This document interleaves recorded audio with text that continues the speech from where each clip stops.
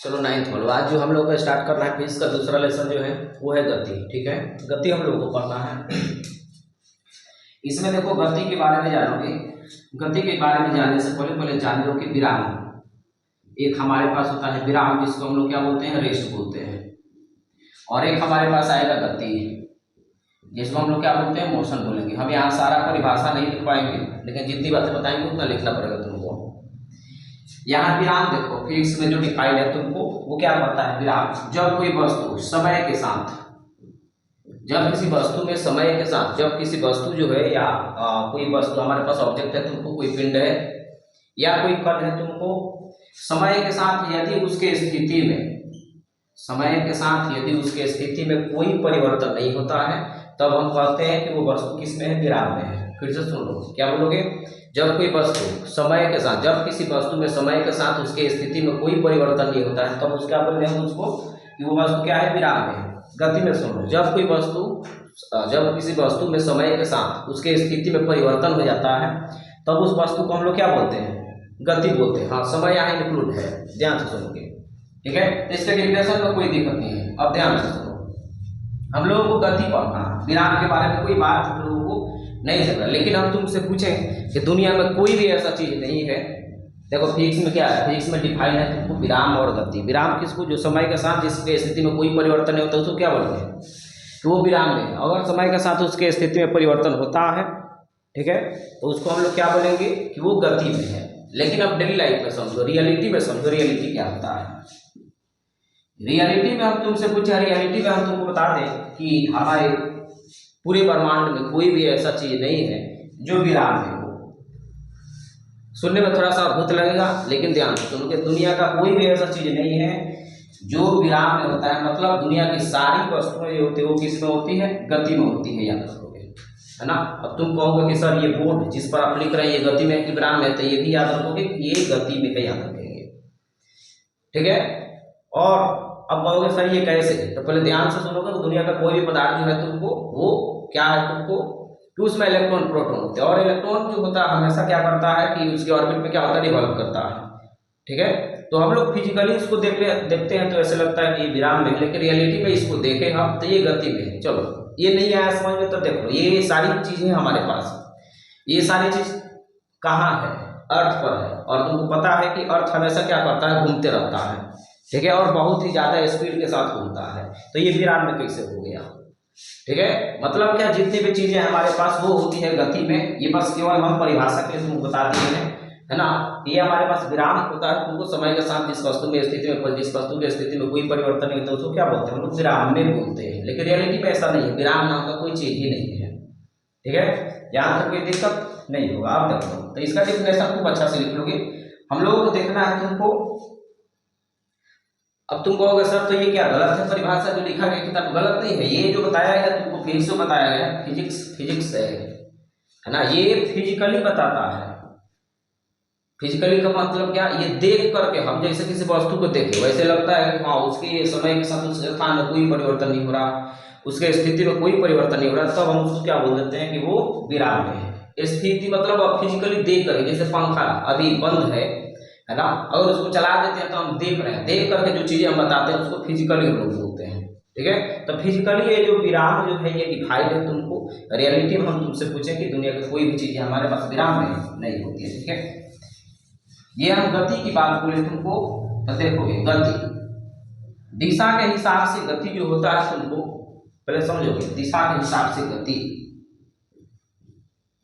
ये जो मोशन जो होता है दिशा के हिसाब से हमारे पास गति देख लेना। एक होता है तुमको वन डायमेंशनल,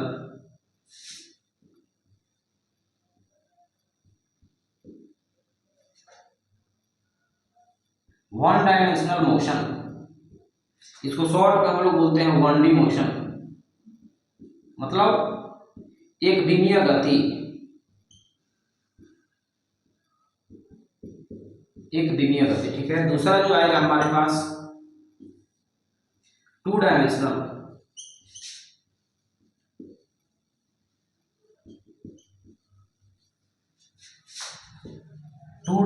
मोशन, इसको शॉर्ट में हम लोग 2D मोशन बोलते हैं। इसका जो होता है तुमको द्विलिनीय गति। एक हमारे पास जो तीसरा जो होता है तुमको ध्यान से सुना, थ्री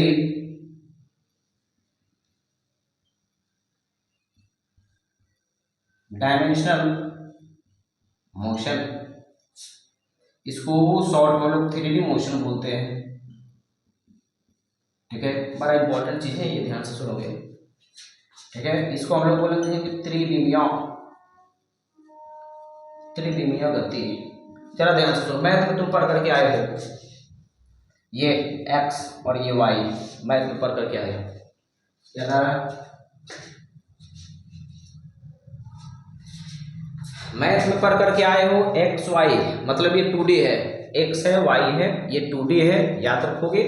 और लेकिन हम लोगों को जो फिजिक्स में पढ़ना है तुमको 3D पढ़ना है, याद रखोगे। ये एक्स वाई जेड, क्या पढ़ना हम लोगों को? X Y Z. ये जो एक्स वाई जेड है तुमको, ये क्या होता है तुमको? म्यूचुअल परपेंडिकुलर होते हैं एक दूसरे के। ये ध्यान दोगे कैसे है ये जो एक्स वाई तुम जो देख रहे हो ना, ये देखने में जो ऐसा लग रहा है ऐसा है नहीं। ये एक्स वाई जेड ऐसे है, ये हमारे पास रहा एक्स, ये रहा एक्स, ये है रहा वाई, और ये जो जेड है ना ये इधर है, बाहर है ये। ठीक है, ऐसे है। ये है जो मैथ में तुम पढ़े हो, जो मैथ में अभी तुमको नियामक ज्यामिति में मिला होगा, ऐसे मिला होगा तुमको, ये वाला एक्स वाई। ठीक है, या ये एक्स ये वाई। ठीक है, लेकिन जो हम लोग फिजिक्स में या अब तुमको मैथ में मिलेगा, हायर क्लास में जाओगे तो ये 3D, ये 2D का है। अब जो हमारे पास मिलेगा ये 3D का मिलेगा। ध्यान देना, इसको हम लोग क्या बोलते हैं? जेड बोलते हैं। 3D है ये।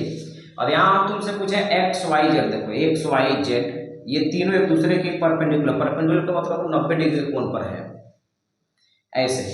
ठीक है, देखने में ऐसे लग रहा है, एक प्लेन में लग रहा है, लेकिन ऐसे प्लेन में है नहीं है, 3D में है। देखो 1D 2D 3D। 1D केवल अगर कोई इसमें जाता है, ध्यान से सुनो, इसमें कोई जाता है तो इसको बोलेंगे 1D है। कोई इसमें भी जाता है एक टाइम में और इसमें भी जाता है तो इसको 2D बोलेंगे। और कोई एक समय में इधर भी जाता है, इधर भी जाता है, इधर भी जाता है, तो उसको हम लोग बोलेंगे 3D बोलेंगे। ठीक है, अब देखो इसका डिफाइन है, तुमको बता रहे हैं कि वन डायमेंशनल क्या है तुमको। अच्छा, तो इसमें बहुत लोगों को डाउट है, सर कि इसको हम x मान सकते हैं? एकदम मान सकते, कोई दिक्कत नहीं। इसको x मान लो तो इसको y मान लो, तीनों में से किसी को कोई मान लो, बस यही दिमाग में रखना है कि कोई भी इसमें दो सेम नहीं होगा। ये x है तो ये भी x नहीं होगा, ये x है तो ये y होगा, ये x रहेगा तो ये y हो जाएगा। अगर इसको तुम x मान लेते हो तो ये z हो जाएगा, कोई दिक्कत नहीं है। ठीक है, अब देखो वन डायमेंशनल एक विमीय गति क्या है? वह वस्तु, जब कोई वस्तु या तो x में चले केवल एक समय में, या तो केवल x में चले, नहीं तो y में चले, और नहीं तो z में चले। एक समय में कहीं एक के तरफ जाता है या तो x की तरफ जाता है तो उसको हम लोग बोलेंगे एक विमीय, या केवल y की तरफ जाता है तो उसको बोलेंगे एक विमीय, या केवल z की तरफ जाता है तो उसको बोलेंगे द्विविमीय गति। डिफाइन कैसे करोगे? वह गति जिसमें कोई वस्तु केवल एक ही विमा में चलता है उसको बोलेंगे एक विमीय गति। ठीक है, जैसे हम लोग हो गए, हम लोग वन समय में तुमको वन टाइम में एक ही दिशा में जा सकते हैं। ठीक है, एक समय में एक ही दिशा में, रॉकेट जो हो गया तुमको एक समय में एक ही दिशा में जाएगा। तो ये हमारे पास क्या होगा? एक विमीय। जैसे ट्रेन हो गई, तुमको बस हो गई, एक समय में एक ही दिशा में जा सकता है। ठीक है, तो ये हमारे पास 1D मोशन हो जाएगा। ठीक है, 2 डायमेंशनल क्या हो जाएगा तुमको? वह गति जिसमें कोई वस्तु दो दिशा में या दो विमा में, वह गति जिसमें कोई वस्तु दो दिशा में गमन करता है, एक समय में दो दिशाओं में चलता है। ठीक है, या तो एक्स वाई हो सकता है, नहीं तो वाई जेड हो सकता है, नहीं तो एक्स जेड हो सकता है। दो को विमा में एक समय में दो के विमा में चलता है तुमको, तब उसको हम लोग क्या बोलेंगे? 2D मोशन बोलेंगे। अब तुमको अगर सर ये क्या है, ये क्या हो, ऐसा भी कोई वस्तु है जो दो विमा में चलेगा तो चलेगा, याद रखोगे। ये जो हमारे पास ये गति हो गया वृत्त गति, तो वृत्त की गति में देख लो, ये रहा x, ये रहा y। इसमें जब कोई वस्तु यहां से देख लो, ऐसे जो कोई वस्तु देखो तो ऐसे ये देखो तो ये ऊपर भी जा रहा है, वाई में भी है, इधर भी एक्स में जा रहा है, वाई में भी जा रहा है, एक्स में भी जा रहा है, देखो वाई में भी जा रहा है, एक्स में भी जा रहा है, देखो एक्स में भी जा रहा है, वाई में भी जा रहा है। तो जब कोई वस्तु ऐसे मोशन करे तो ये हमारे पास 2D मोशन हो जाएगा। ये क्या हो जाएगा? 2D मोशन हो जाएगा। ठीक है। उसी तरीके से 3 डायमेंशनल की बात बोले तो इसमें क्या बताओगे? वह गति जिसमें कोई वस्तु या कण जो है एक समय में तीनों दिशाओं में गमन करता है। ठीक है, उसको हम लोग बोलेंगे क्या? 3 डायमेंशनल। इसका बेस्ट एग्जांपल है, मतलब बोलो, सोच करके देखो क्या होगा,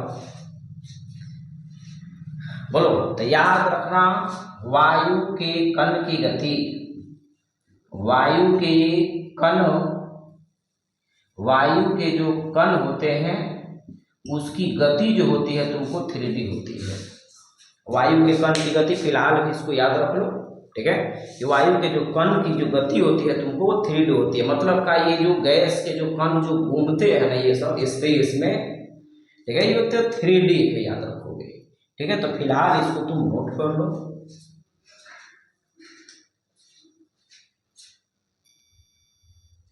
चलो अब देखोगे, यहां जो हमारे पास आया गति, गति के प्रकार,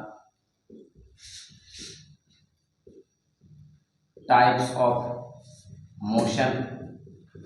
तो गति तो ऐसे बहुत प्रकार के होते हैं, लेकिन जो हमारा 9th स्टैंडर्ड है तुमको उतना ही हम बताएंगे जितना हमको यहाँ पढ़ना है। ठीक है, पहला जो गति है तुम्हारे पास मिलेगा रैखिक गति।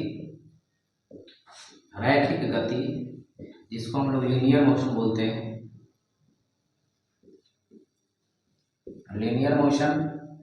दूसरा जो हमारे पास आएगा वृत्तीय गति, जिसका बात अभी फिलहाल किए थे, वृत्तीय गति, सर्कुलर मोशन। तीसरा जो है तुम्हारे पास आवर्त गति,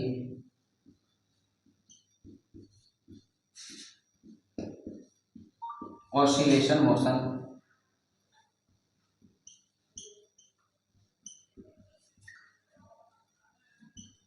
ऑसिलेशन मोशन।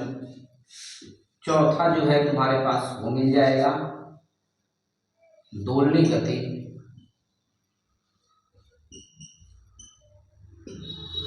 गलत कर दिए, यहां जो हो जाएगा पेरियोडिक मोशन। Periodic motion. उसके बाद हमारे पास हो जाएगा तुमको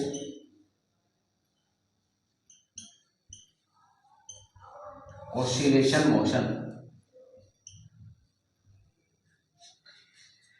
देखो ध्यान से, ये जो है हमारे पास गति है, ये गति के प्रकार है। गति हम डिफाइन कर दिए तुमको, गति का परिभाषा तुमको रैखिक गति, वह गति जिसमें कोई वस्तु एक रेखा पर चलती हो उसको क्या बोलेगा हम लोग? रैखिक गति। नाम से ही पता चल रहा है तुमको।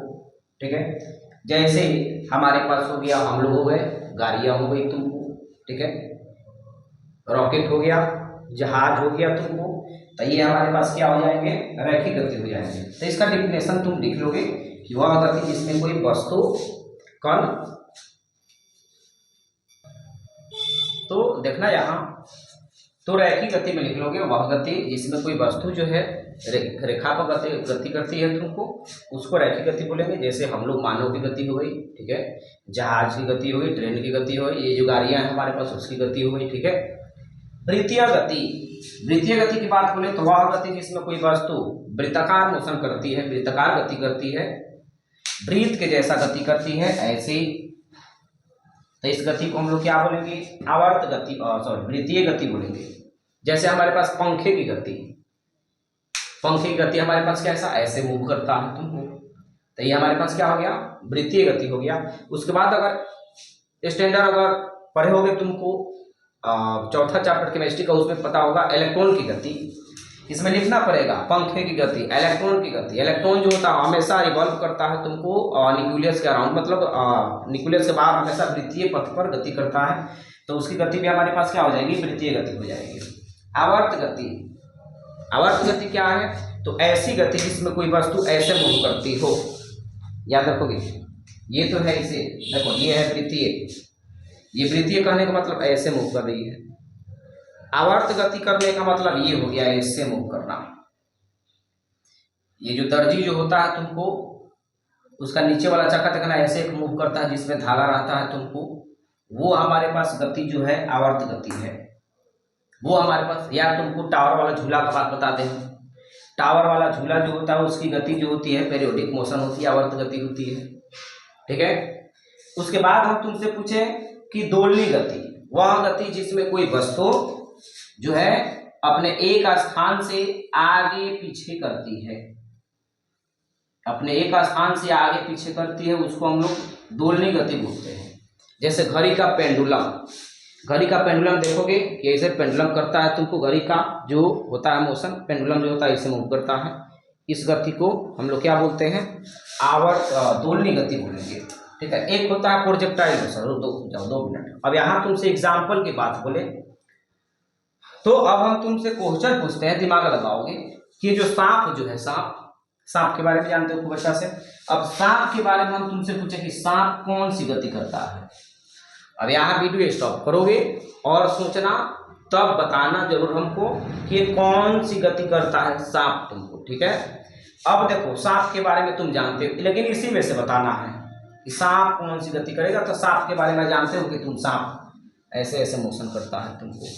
अब इसमें से तो कोई लग ही नहीं रहा है तुमको, लेकिन हम कह रहे हैं कि इसी में है, ठीक है। तो सांप कौन सी गति करता है, तो पहले ये समझो कि क्या सांप वृत्तीय गति करता है, क्या सांप ऐसे मोशन करता है, वृत्त के जैसा पंखा की तरह सांप मोशन करता है क्या, ऐसे सांप मोशन थोड़े करता है, ऐसे थोड़े चलता है सांप, तो ये तो है नहीं।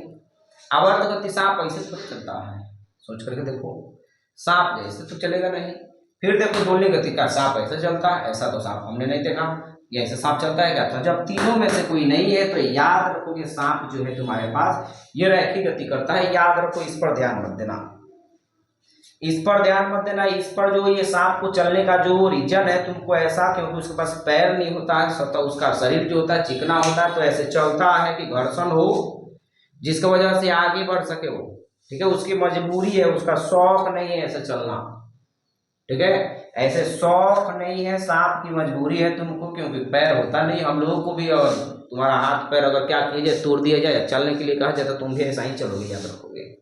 तो ये क्या है, मजबूरी जिसको हम लोग बोलते हैं वो है सांप जो है। लेकिन सांप कैसा, अब देखो चल रहा है ऐसा तो उसकी मजबूरी है, लेकिन जाएगा एकदम सीधे, यही तो है रैखिक गति, याद रखेंगे, ठीक है। उसका मजबूरी है कि ऐसे चल रहा है, लेकिन उसका मिशन देख लेना, जाएगा तो इसे एकदम सीधा जाएगा, इसे जाएगा, लेकिन सीधा ही जाएगा वो, ठीक है।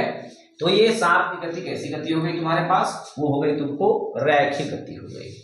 उसके बाद हम तुमसे पूछे, मच्छर एक आता है हमारे पास, मच्छर की गति।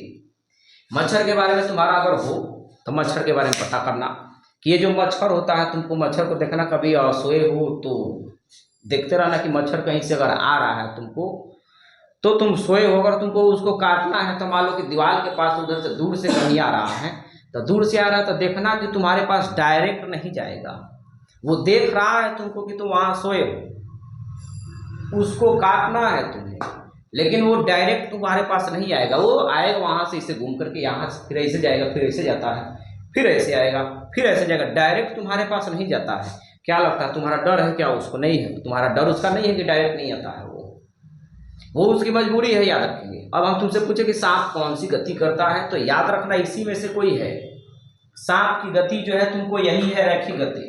और वो जो मच्छर जो है तुमको ऐसे मूव करता है, तुम कहोगे सर तो डर हमसे नहीं लगता है तो ऐसे चलता क्यों है, ऐसे ये ऐसे चलता है, याद रहे। तो अब डायरेक्ट इनडायरेक्टली पहुंचता है तुम्हारे पास, ऐसे चलने का उसके पास रीजन है, उसका बॉडी जो होता है बहुत हल्का होता है, ठीक है।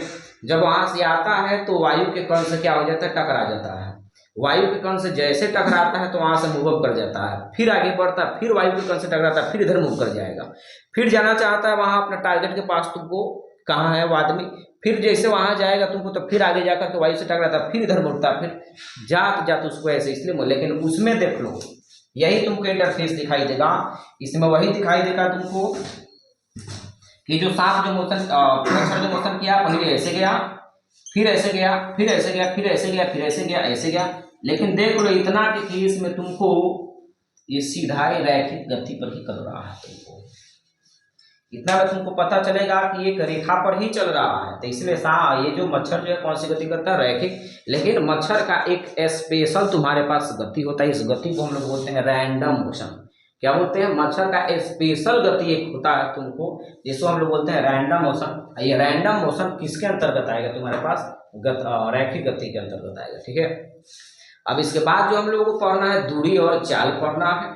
ठीक है, अब उसके बारे में हम तुमको पढ़ाएंगे अगले लेक्चर में। तब तक ले जय हिंद जय भारत।